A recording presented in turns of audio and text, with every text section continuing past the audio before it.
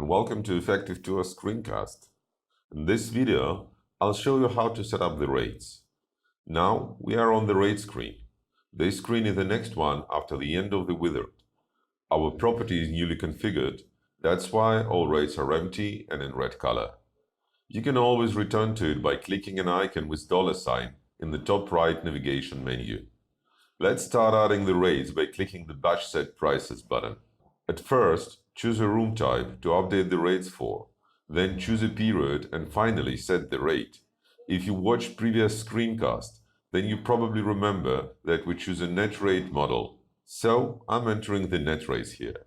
This $100 is a net rate, which will be automatically adjusted by adding a markup on top of it while sending to the connected channels.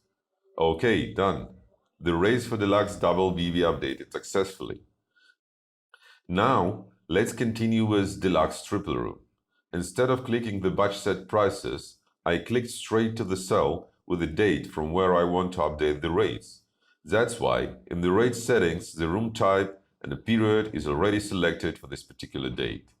So, let's extend the period and set the rates for the room. Perfect. Same way, I will continue to update the rates for all other rooms.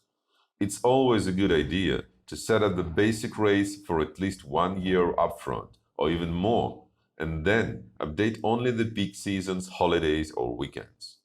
For example, I'm increasing the rate for the New Year Eve night up to $180. Now, as you can see, this $180 rate is highlighted in yellow. ET automatically highlighted this cell because double rate now is higher than the triple rate, which is actually 140. Normally, OTA did not accept rates for the double higher than for the triple. That's why I have to fix this.